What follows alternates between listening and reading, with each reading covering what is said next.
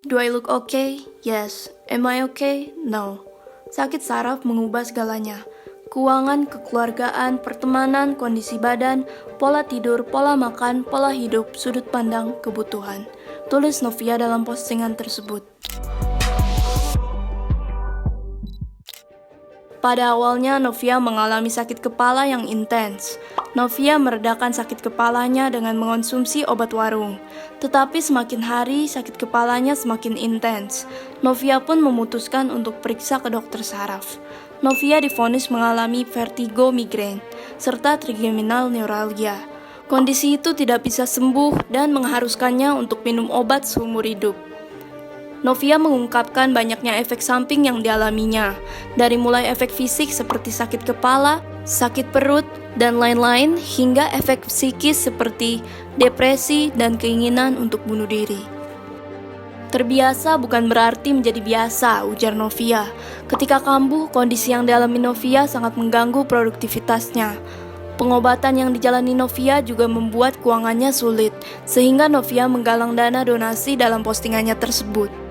Dari kisah Novia dapat kita lihat bahwa masih banyak orang yang menyepelekan kondisi yang diakibatkan oleh gangguan saraf.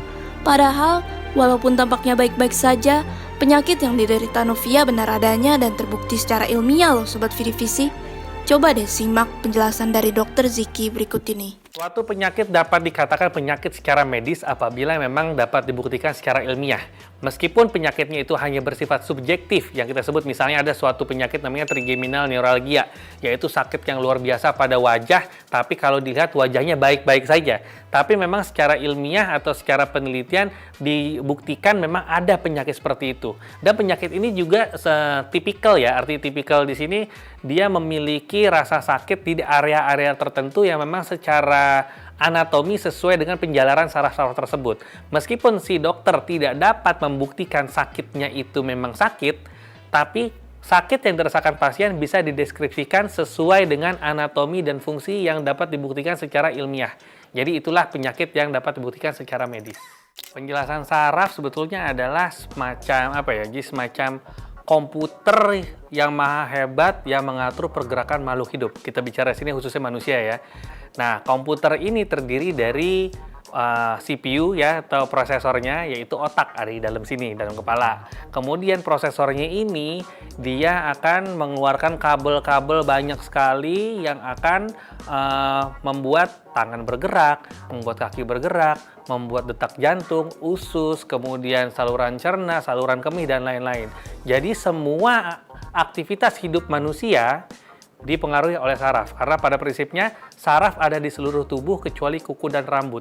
Bahkan saraf pun yang mengatur keluarnya hormon. Jadi manusia bisa bernafas, bisa berpikir, bisa bergerak, bisa merasakan, bisa berbicara, bahkan detak jantungnya bergerak pun diatur oleh sistem komputer yang namanya saraf. Nah, Sobat Vidivisi, bahkan ada kutipan yang mengatakan bahwa menjaga sistem saraf kita adalah kunci untuk mencapai kesehatan yang maksimal. Jadi jangan sepelekan kerabat atau diri kalian sendiri jika mengalami gangguan saraf. Stay safe and healthy. Sampai jumpa di Health Today berikutnya.